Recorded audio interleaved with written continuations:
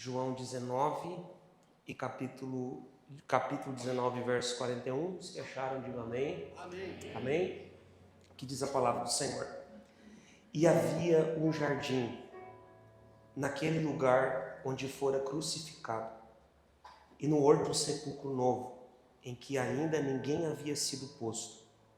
Ali, pois, por causa da preparação dos judeus e por estar perto aquele sepulcro, puseram a Jesus. Capítulo de número 20 e o verso de número 11. E Maria estava chorando fora, junto ao sepulcro. Estando ela, pois, chorando, abaixou-se para o sepulcro e viu 2 anjos vestidos de branco assentados onde jazera o corpo de Jesus, um à cabeceira e outro aos pés. E disseram-lhes: mulher, por que choras? E ela lhes disse: porque levaram o meu Senhor, e não sei onde o puseram. E tendo dito isto, voltou-se para trás e viu Jesus em pé, mas não sabia que era Jesus. Disse-lhe Jesus: mulher, por quê? Vamos melhorar isso aqui? Jesus enxerga ela, Jesus está vendo Maria, e ele faz uma pergunta a Maria, e ele diz a Maria assim: mulher, por que choras? Quem buscas? Ela, cuidando que era o jardineiro, disse-lhe: Senhor, se tu o levastes, dize-me onde o pusestes, e eu o levarei. Disse-lhe Jesus: Maria. Isso aqui é demais. Maria. Ela, voltando-se, disse-lhe: Rabone, que quer dizer mestre. Meus irmãos, domingo passado nós ouvimos aqui uma mensagem extraordinária. E eu lembro que o último tópico da mensagem que o pastor pregou aqui foi exatamente algumas lições que Elias aprende com Deus. E a última lição que Elias aprende com Deus é exatamente o fato de Deus não ter uma cartilha, um manual para se revelar. Deus se revela de inúmeras formas. Quando Jesus ressuscita, esse cenário que está acontecendo aqui nesse jardim, Jesus vai se apresentar a algumas pessoas e de formas diferentes. Mas o texto que nós lemos aqui, nós estamos vendo Jesus se revelar a Maria. E nós vamos extrair daqui algumas lições simples sobre essa forma simples de Jesus se revelar a Maria. Só que para isso é interessante que nós entendamos o contexto. E o contexto desse texto está ligado a alguns fatos que acontecem antes. E é interessante, nós sabemos, como todos nós sabemos, que Jesus veio à Terra a um propósito. Jesus vem à Terra a fim de manifestar uma cultura do céu na Terra. Nós já ouvimos aqui durante os anos em que estamos aqui aprendendo que Ele é o maior modelo de manifestar o reinado dos céus aqui na Terra. Só que Jesus fundamenta o seu ministério em alguns pilares. O primeiro pilar que Jesus fundamenta o seu ministério é o ministério do ensinamento. O pilar do ensinamento. Jesus não era apenas alguém que curava, mas Jesus era alguém que ensinava. E os ensinamentos de Jesus nos trouxeram aqui até hoje. Sim ou não? Sim. Olha que demais. Jesus não está apenas curando as pessoas. Jesus tem uma palavra de esperança. Jesus não está apenas curando as pessoas, mas Jesus tem alguns ensinamentos a nos trazer. E Jesus ensinava de uma forma tão própria, de uma forma tão espetacular, que o que Jesus ensinava era tão profundo, que os fariseus queriam se aproximar para ouvir o que ele tinha para ensinar. Jesus falava de uma forma tão profunda, que os saduceus se aproximavam para querer saber o que ele tinha para ensinar. Jesus falava de uma forma tão profunda que os soldados, as pessoas, os doutores da lei estão se aproximando dele porque querem ouvir aquilo que ele tem para ensinar. E Jesus falava de uma forma tão profunda e tão simples ao mesmo tempo que até as crianças querem se aproximar dele porque querem ouvir aquilo que Jesus tem para ensinar. Jesus conectava as pessoas, como nós ouvimos aqui algumas séries que o pastor já deu sobre as parábolas. Jesus contava histórias, e histórias simples que conectavam pessoas. Max Lucado diz isso, que a história tem o poder de conectar, de trazer conexões. Olha que demais, Jesus está ensinando através das parábolas. Jesus, ele fundamenta o seu ministério e não apenas no pilar do ensinamento, mas além de Jesus ensinar, Jesus também curava. Jesus ensinava, ele falava sobre o pão e no final ele multiplicava o pão. Jesus ensinava e não apenas ensinava, mas ele ensinava e ele também curava as pessoas. Ele chegava para alguém que estava há 38 anos no fundo de uma cama, que nunca teve a capacidade de andar, e ele diz: levanta daí, toma a tua cama e anda. Uma vez eu li um livro que dizia, Mecker Becker, Jesus, o maior psicólogo que já existiu. Ele tinha a percepção das coisas que aconteciam ao seu redor. Ele andava com um pecador, mas ele sabia que os fariseus não estavam gostando do que estava acontecendo, e logo ele levantava uma parábola, e ele falava sobre uma ovelha que se perde, a dracma que está perdida, e um pai que tinha 2 filhos, e que 2 filhos estão perdidos. Jesus, ele fundamenta o seu ministério em alguns pilares, dentre eles, o pilar do ensinamento, o pilar da cura, dos milagres. Os 4 evangelhos vão relatar mais de 30 milagres que Jesus operou. Que não bastasse isso, o propósito de Jesus é vir buscar e salvar o que se havia perdido. O que mais, pastor? Nós já ouvimos aqui o pastor pregar algumas vezes sobre o sacrifício de Cristo. E eu lembro como se fosse hoje, um dia, estava até comentando com o pastor essa semana, e me deu até uma nostalgia boa, porque eu tinha acho que uns 16, 17 anos de idade, e eu e o Juninho, a gente ligava um para o outro e dizia assim: Juninho, eu vou pregar lá na igreja, e eu vou pregar sobre o sacrifício de Jesus. O Juninho disse: rapaz, tem uma boa para ti. Só que não é de graça. Tem que pagar um x-salada no baixinho. X-salada no baixinho, eu sei que se alguém conheceu, eram aqui na Vila do Leme. Irmão, pensa no x-salada bom. Bom, era ou não era? Bom. E maionese caseira, liberado. E nós nos encontrávamos ali, eu levava o computador, levava o caderno, e nós ficávamos ali 2 jovens, 16, 17 anos, e a gente aprendendo ali, e o Juninho me falou isso aqui, e esse dia eu cobrei dele, irmão, sabe por quê? Porque quando ele passou isso aqui para mim, valia um x-salada. Aí esse dia ele falou aqui para a igreja, isso aqui que eu vou falar aqui agora. Ele falou para a igreja e não cobrou nada. Irmão, eu falei para ele: que acesso é esse que eu estou tendo a esse curso? Eu tenho que pagar e os outros acessos de graça. Então, quando tiver culto aqui, traz teu papel, traz tua caneta, pega teu celular, anota que isso aqui é coisa que nós vamos carregar e vai nos alimentar durante a semana, durante os meses. Amém? Eu lembro que, naquele dia, eu lembro como se fosse hoje, eu até tenho salvo ainda esse esboço. O Juninho falou, naquele dia ele estava me ensinando sobre a hematidrose. Escuta isso. Jesus veio salvar o que se havia perdido. É uma sexta-feira. Jesus está no Getsemane como queira, um lugar de prensa de óleo, de azeite. Ele chama os seus discípulos mais chegados a orar, e isso que eu estou falando aqui faz parte do contexto do que nós lemos aqui. Ele chama os seus discípulos mais chegados para orar, e ele vai fazer uma oração com os seus discípulos mais chegados. Lucas capítulo de número 22 diz que Jesus vai suar gotas de sangue. Somente Lucas descreve esse acontecimento exatamente pelo fato de Lucas ter a capacidade médica de descrever isso que está acontecendo. E o que acontece aqui se chama hematidrose, o que faz com que a pressão psicológica, emocional seja tão grande que as glândulas capilares elas se estouram e vazam por cima das glândulas de suor. Eu recentemente li um livro que especificava muito a respeito disso e disse que a pele, por causa desse processo, ficava muito sensível. Os soldados romanos chegam, Judas o identifica com um beijo no rosto. E Jesus olha para Judas e diz: amigo, a que viestes? Jesus prega uma vida inteira contra a hipocrisia. Isso tem uma coisa que Jesus não era hipócrita.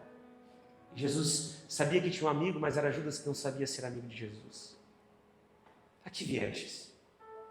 Os soldados romanos levam Jesus, Pilatos para Herodes, Herodes para Pilatos. Ninguém encontrava nele algo que pudesse condenar. A realidade é que ordenam para que ele vá a uma sessão de açoites. Escute isso aqui. Cada soldado romano ao seu lado, em praça pública, sendo açoitado, cada um possuía o flagum, uma espécie de ferramenta com 12 tiras de couro e na ponta ossos de animais quebrados. E quando difere a primeira chibatada contra ele, 12 cortes profundos se abrem de uma única vez.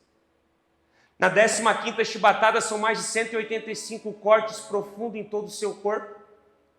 Historiadores dizem que parte do seu pulmão dava para ser visto a olho nu. Ele estava praticamente irreconhecível. Dizem que a realidade é que muitas pessoas que iam para essa sessão de açoite não suportavam o processo e morriam ali mesmo. Só porque diante disso, desse processo não apenas de sacrifício, mas de humilhação pública, cobrem ele com um pano, colocam nele uma coroa de espinho. O sangue está vertendo em seu rosto. No outro dia ele seria crucificado.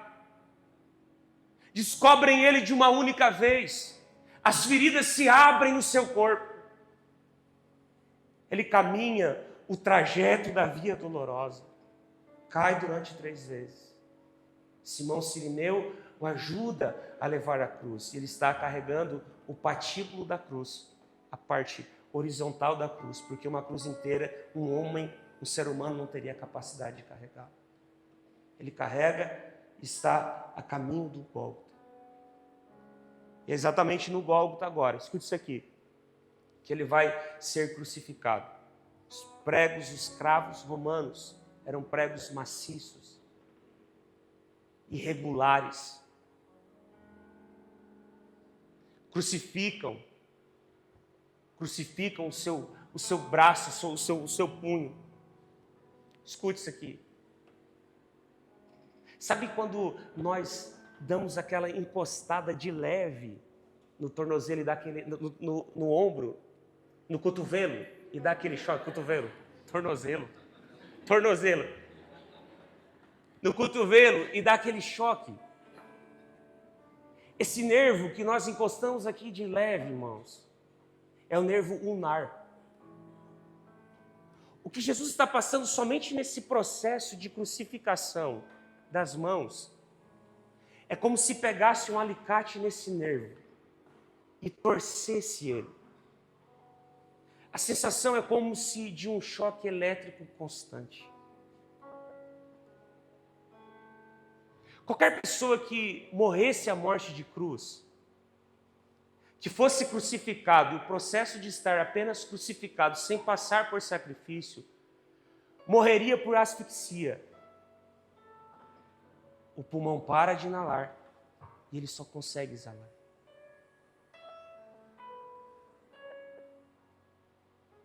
O único apoio que uma pessoa tem ao ser crucificada é o prego dos pés, o que dá sustentação. Lee Strobel, escute isso aqui, um ex-ateu, que um dia chega em casa, ateu, conhecido, jornalista investigativo dos Estados Unidos. Um dia ele chega em casa e a mulher dele diz assim: virei crente. As investigações de Lee Strobel trouxe liberdade a algumas pessoas e condenação a outras, porque ele investigava de uma forma tão severa que ele conseguia mudar no quadro. Quando a mulher dele chega em casa e diz assim: eu virei crente, ele disse assim: não pode ser, eu sou ateu. E ele começa a investigar agora a história de Cristo. Ele escreve um livro chamado É Preciso Ir em Defesa de Cristo. Ele começa o livro ateu, e encerra o livro crente. Ao estudar a história de Cristo, ele se converte nesse processo. Ele diz que Jesus vai sofrer algo chamado hipovolemia na cruz, baixo volume de sangue, sensação de colapso e desmaio. Os rins estão parando de produzir água.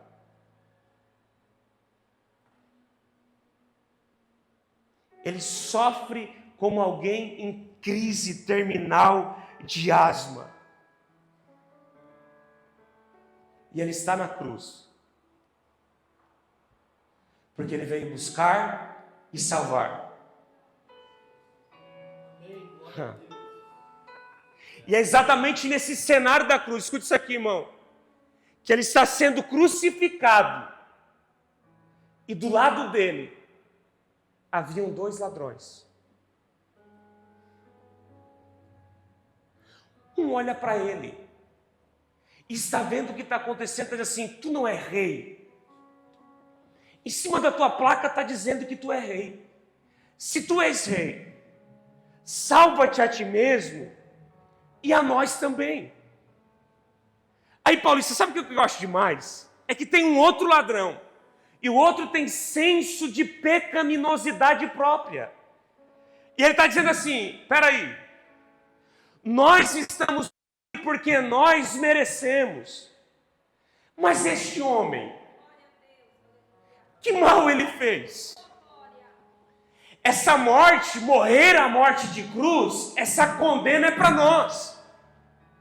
Mas esse homem, nenhum mal ele fez.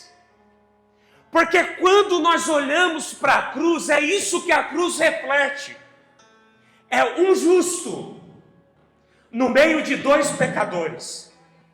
É um justo no meio de 2 pecadores. Sabe o que é mais ou menos, irmão? É entre eu e o Maico, 2 pecadores, existe um justo. Entre eu e o pastor, 2 pecadores, existe um justo. Porque a cruz revela a graça dele. Onde há 2 pecadores, existe um justo, que entregou o seu sangue por causa de um pecador.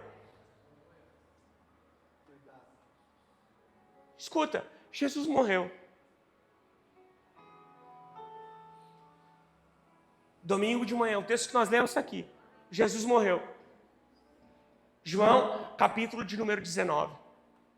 Depois que Jesus morre, José de Arimateia, junto com Nicodemos, vão pegar o corpo de Jesus, vão preparar o corpo. E eles vão levar em um jardim. O texto que nós lemos. Havia um jardim. E nesse jardim havia um sepulcro novo. Colocam o corpo de Jesus. Capítulo de número 20, verso de número 11. Domingo de manhã. Maria está à procura. Irmão, isso aqui é demais. Domingo de manhã, Maria está procurando entre os mortos aquele que vive. Onde é que vocês o puseram? Eu fiz questão de nós lermos isso aqui, porque Maria não chega sorrindo. Maria não chega contente. Maria não está celebrando. Maria chega chorando. Onde é que vocês colocaram o corpo do meu mestre? E ela cuidando que era um jardineiro. Escute isso aqui. Olha a forma que ele vai se revelar a ela. Existem algumas formas que Jesus se revela a nós e é extraordinário demais. Olha como é que ele vai se revelar a Maria. Ela cuidando que fosse um jardineiro. Onde é que vocês colocaram? Onde é que puseram? E Maria chega chorando. E Jesus pergunta a ela: Maria, por que choras? A quem buscas? Por que choras? Irmão, a primeira lição que eu aprendo aqui A primeira lição que Maria vai aprender ao Jesus se revelar a ela. Jesus se revela a Maria na dor.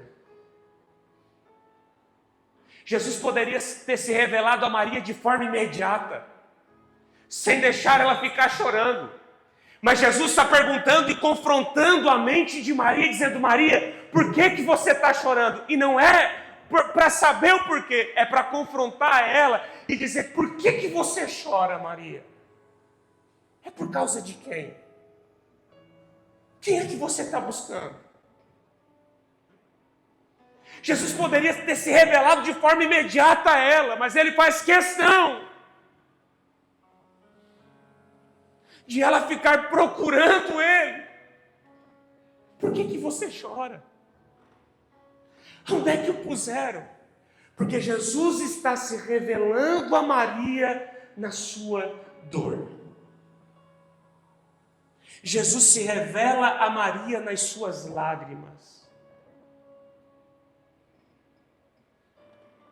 Eu estou falando para alguém que veio para o culto hoje aqui. Jesus tem se revelado a você nas tuas lágrimas.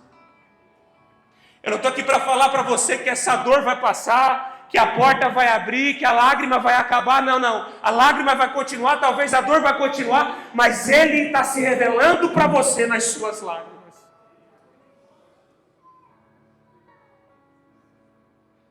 Nós temos uma aversão à lágrima. As nossas canções é só mais uma lágrima. Tem que parar de chorar. Mas a propósito no choro, a propósito na dor, a propósito na lágrima. A gente não gosta de ouvir isso aqui. Não. A gente quer parar com o sofrimento, quer parar com a dor, quer parar com as dificuldades. Mas não, a propósito em tudo isso. A propósito também nas nossas lágrimas. Quando Paulo entende isso, ele está dizendo assim: eu tenho prazer nas injúrias, nas dificuldades. Eu tenho prazer porque quando eu penso que eu estou fraco, aí eu estou forte. A propósito no choro, a propósito na lágrima. Jesus está se revelando a Maria agora, nas suas lágrimas. Jesus não está dizendo assim para ela, como falou para aquela mulher, a viúva que está enterrando o filho: não, não chora, mulher, não chora. Pare de chorar agora. Não. Jesus está olhando para Maria e está dizendo: Maria, por que choras? Por que choras, Maria? A quem você está buscando? Maria está continuando a chorar. Se Jesus se revela a Maria na dor, na lágrima, Jesus também se revela a Maria na intimidade. Escute, Maria não reconhece Jesus pela aparência.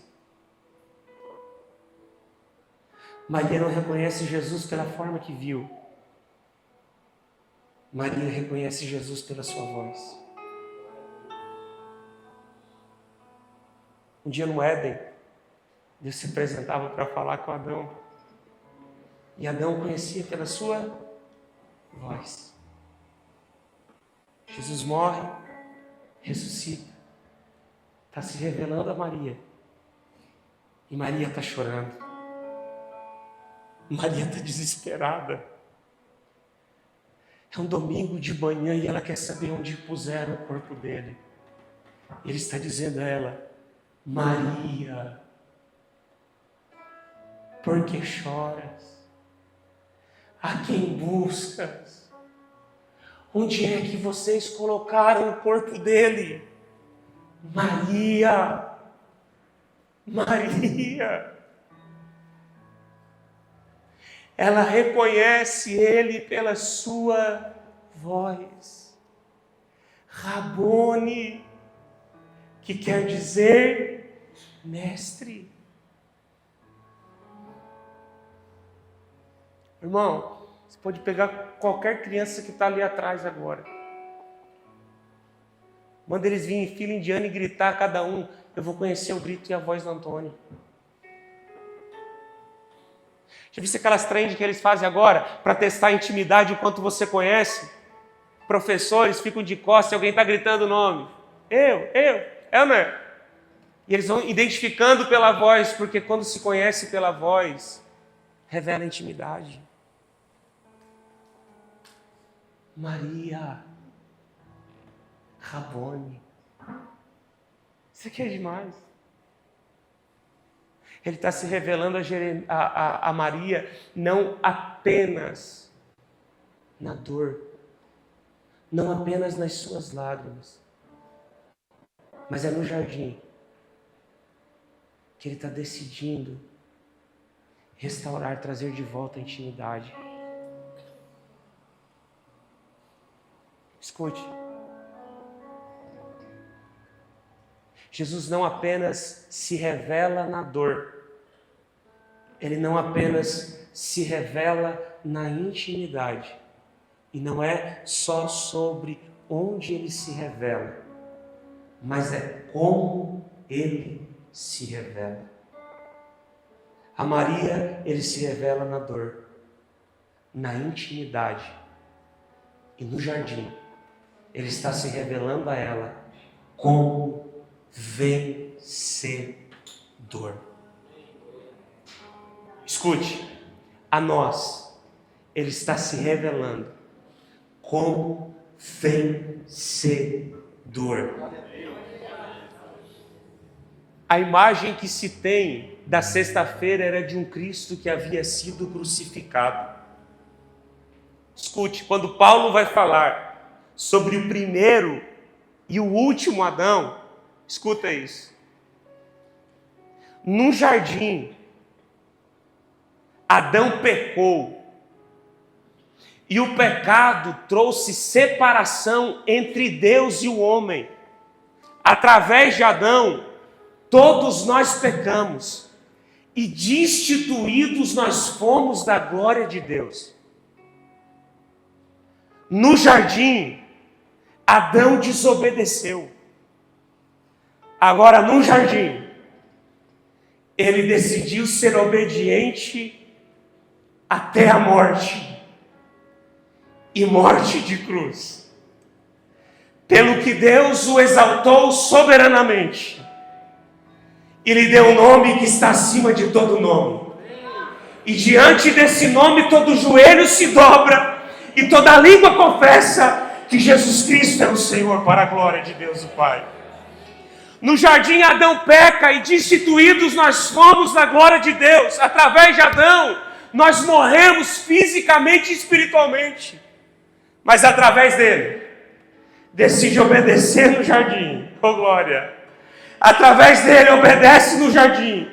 Ressuscita e está dizendo no jardim, agora se revelando como um Deus que é vencedor. Se em Adão nós morremos, nele nós somos vivificados, oh glória. Aleluia. A imagem que nós temos não é do Cristo que estava vencido, mas é do Cristo que ressuscitou. A Maria, ela está se revelando e está dizendo, Maria, eu continuo me revelando na tua dor, no teu choro, na tua lágrima, na intimidade, mas agora, como um vencedor. Irmão, quando a gente vem para o culto e a gente vem adorar a Ele, nós não viemos adorar um Deus apenas que morreu. Nós viemos adorar um Deus que morreu, mas que no terceiro dia Ele ressuscitou. Ele está vivo, Ele está vivo. O privilégio dessa graça, desse Deus que morreu a minha morte, para que eu pudesse viver a sua vida. Nós estamos aqui hoje vivendo, é porque um dia Ele decidiu morrer a nossa morte, para que nós possamos viver a sua vida. Ninguém é maior do que Ele. Ninguém é maior do que Ele. Por que nós venhamos aprender, como Maria agora, nesse processo de revelação de Deus a ela, do Cristo revelado a ela, que Ele se revela na nossa dor, na intimidade e como um vencedor. Se coloque de pé.